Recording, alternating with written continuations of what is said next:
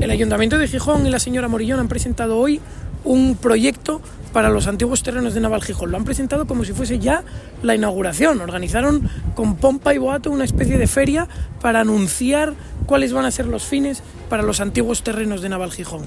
Pues bueno, lo cierto es que todavía no tienen cerrado ni siquiera la financiación para la adquisición de los terrenos, ni siquiera tienen certeza de que se les vayan a conceder los permisos para los usos que ellos pretenden.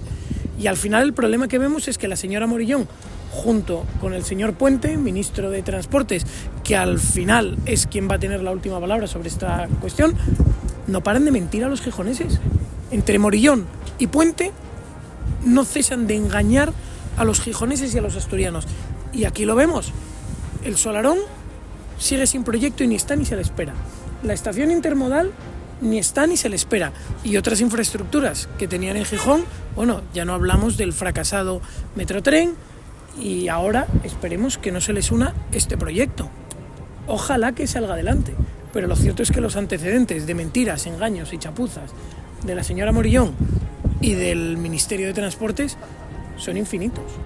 Nosotros queremos y solicitamos al equipo de gobierno mayor transparencia para que nosotros los demás partidos políticos podamos seguir esos pasos y valorar los pasos que están dando en este proyecto el gobierno.